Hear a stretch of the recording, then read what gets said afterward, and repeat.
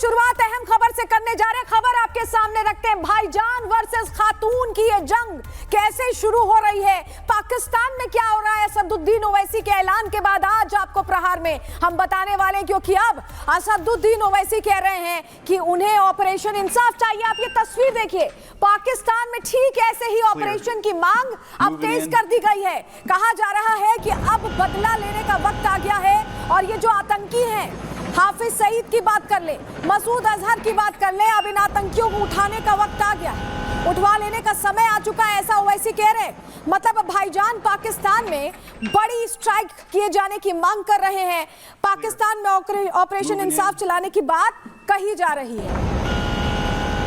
देखिए, हैदराबाद वाले ओवैसी पाकिस्तान के अंदर घुसकर हाफिज सईद को उठा लेने की बात कह रहे हैं। तो इस डर से घबराई हाफिज सईद की लेडी ब्रिगेड के बीच बैठकें भी शुरू हो गई हैं। हाफिज सईद की सुरक्षा में जुटी ये महिलाएं अब इस बात को लेकर परेशान है कि आखिर हाफिज सईद को हैदराबाद वाले भाईजान से कैसे बचाया जाए।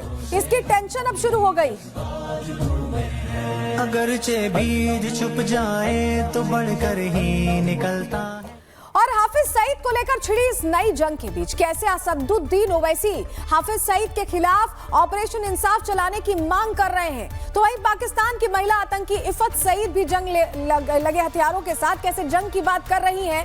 बयान आपको सुनवा रहे हैं। मैं सरकार से मुतालबा करता हूं कि वेनेजुएला में जो हुआ, आप एक ऑपरेशन इंसाफ करिए।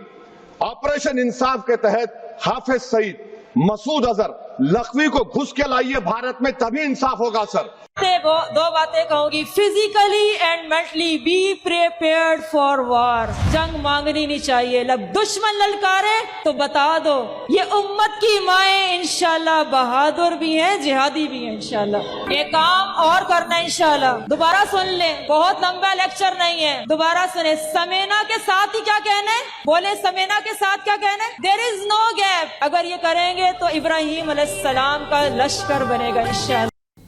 भाईजान ने संपूर्ण इंसाफ की लड़ाई का बिगुल बजा दिया है, तो वहीं उनके रास्ते का रोड़ा है वो लाहौरी खातून जिन्होंने अब हथियार उठा लिए हैं। क्यों हम ऐसा कह रहे हैं, आप जरा समझिए। असदुद्दीन ओवैसी ने कहा कि ऑपरेशन इंसाफ जरूरी है। इस ऑपरेशन के जरिए हाफिज को पकड़कर भारत लाया जाए, ऐसी मांग कर रहे हैं असदुद्दीन ओवैसी। आपको याद है वेनेजुएला में क्या हुआ था, मदुरो को पकड़कर जैसे लाया गया था, वैसे ही हाफिज को पकड़कर, मसूद को पकड़कर भारत लाया जाए, ऐसा कह रहे हैं ओवैसी। हैदराबाद के ओवैसी भाईजान ने ये जो सुझाव दिया है, इसके बाद पाकिस्तान में हलचल है। पाकिस्तान के अंदर महिला विंग एक्टिव हो गई है। हाफिज की महिला विंग ने अब धमकी दे दी है। हाफिज की लेडी ब्रिगेड ने कहा है कि वो जिहाद करने वाले हैं। पाकिस्तान में महिला विंग ने बड़ी मीटिंग की है और मीटिंग की तस्वीरें आ गई हैं। मीटिंग में जंग के दौरान जिहाद का जिक्र किया गया है। मतलब भारतीय भाईजान का जो प्लान है वो जब लागू होगा तो जवाब में क्या पाकिस्तान की खातून अब जंग लड़ेंगी, ये सवाल बना हुआ है। देखिए, भाईजान ने तो आतंकियों को उठाने का प्लान दे दिया है, लेकिन कैसे ओवैसी के इस ऐलान के बाद पाकिस्तान में आतंकियों की महिला ब्रिगेड ने जंगी ऐलान किया है, रिपोर्ट के जरिए आपको दिखा रहे हैं।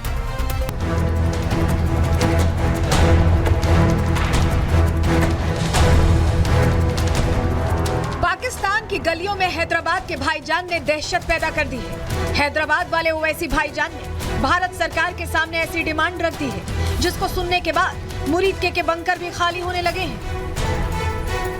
पीओके की पहाड़ियों से आतंकी टेंट उखड़ने लगे हैं। मैं सरकार से मुतालबा करता हूं कि वेनेजुएला में जो हुआ, आप एक ऑपरेशन इंसाफ करिए।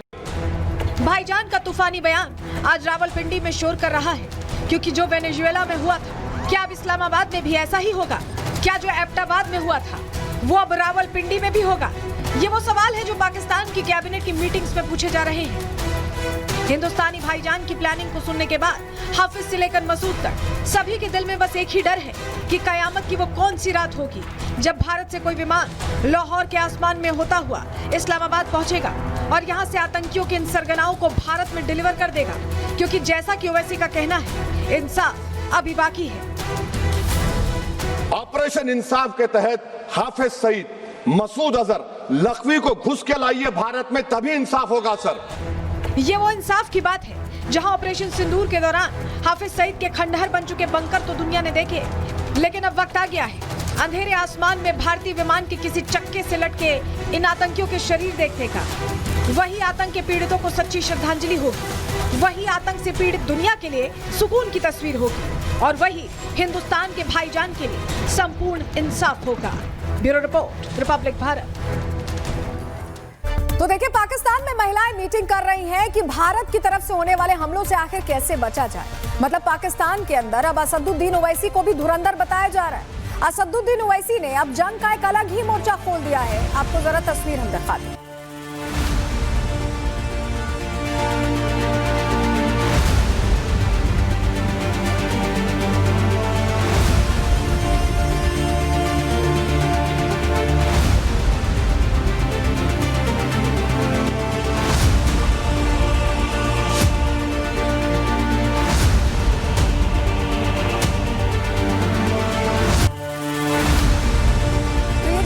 खुला है जो हम बता रहे हैं, भारतीय भाईजान ने चुनौती दी है कि पाकिस्तान से इन आतंकियों को लाया जाए, इन्हें उठवा लिया जाए। ऐसे में पाकिस्तानी जो जिहादी महिला खातून है वो एक्टिव हो गई हैं। पाकिस्तान में हाफिज सईद की महिला विंग और उसकी सुरक्षा का दावा तो कर रही है, बड़ी बड़ी बैठकें भी कर रही है, लेकिन पाकिस्तान में एक और महिला विंग है जो इसी हाफिज सईद को मौत के घाट उतारने की कस्में भी खा चुकी है। मतलब एक तरफ है हाफिज सईद और मुल्ला मुनीर की खूनी खातून, तो वहीं इनका सफाया करने के लिए भी बलोच की फिदायीन खातून तैयार है। मतलब हकीकत में भारत को कुछ नहीं करना है, बस हिंदुस्तान से बैठकर पाकिस्तान में छिड़ी इस जंग को लाइव देखना है, बस इतना ही करना है। पाकिस्तान में महिला वर्सेस मोमिनात की यह खबर क्या है, डिटेल आपको दे देते हैं, जानकारी आपके सामने रखते हैं, ग्राफिक्स के जरिए आपको बताते हैं कि हम क्या कहना चाह रहे हैं। दरअसल आपको बताएं कि पाकिस्तान के अंदर आतंकियों की नई स्ट्रैटेजी देखी जा रही है। ऑपरेशन सिंदूर में पिटने के बाद इनका एक्शन प्लान बदल गया है। डरे हुए आतंकियों ने महिलाओं को आगे कर दिया है और अब पाकिस्तान में महिला आतंकियों की भीड़ एक्टिव हो गई है। महिला आतंकी प्लानिंग कर रही हैं, पूरी तरह से प्लानिंग कर रही हैं, सभाएं कर रही हैं, लेकिन दूसरी तरफ बलोच महिलाएं भी तैयार हैं। बलोच महिलाओं ने भी हाथों में अब हथियार उठा लिए हैं। बलोच की महिलाओं ने बलूचिस्तान के मुनीर पर निशाना साधा है। अब बलोच महिलाएं फिदायीन बन रही हैं। मतलब एक तरफ आतंक की जिहादी महिला विंग है, तो दूसरी तरफ मुनीर की जान की दुश्मन महिला विंग भी तैयार दिखाई दे रही है। बलूचिस्तान की इस महिला ब्रिगेड ने कैसे मुल्ला मुनीर की सेना का नरसंहार किया है, खुद पाकिस्तान के रक्षा मंत्री ख्वाजा आसिफ से आप सुन लीजिए।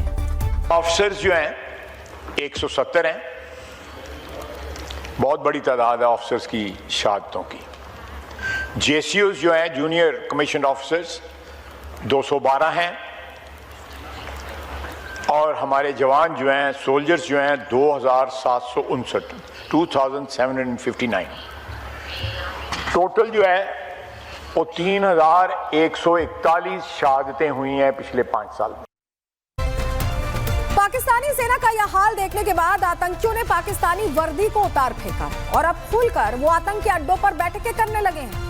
ये तस्वीरें जो हम आपको दिखाने जा रहे हैं, आपके सामने रखते हैं तस्वीरें दीजिएगा और समझिए कि इन तस्वीरों में मुल्ला मुनीर की सेना का एक कर्नल है जो खुद को लश्कर तैयबा का सदस्य बता रहा है। आप जरा सुनिए। UC4 के अंदर जिसमें 2 पैनल हैं, मुझे देख के बड़ी खुशी हो रही है कि हमारे कारकुनान बड़े मेहनत से और बड़े जांफिशानी से अवाम में मुतहरिक है। किसी भी सियासी पार्टी के लिए ये जरूरी है। और देखिए, जब सेना ही आतंकी बन जाए तो उस मुल्क का क्या होता है। तस्वीरें आपको याद हो जब बीते 6 फरवरी के दिन पाकिस्तान के अंदर बड़ा बम धमाका हुआ, वो तस्वीर हम यहाँ आपको दिखा रहे हैं। ये धमाका शिया मुसलमानों की मस्जिद के अंदर किया गया था। अब आप समझ जाइए कि जब आप इस तरह से आतंक के पैरोकार बनते हैं तो आपको कितना नुकसान होता है। ये तस्वीर इस्लामाबाद धमाके की देखिए आप।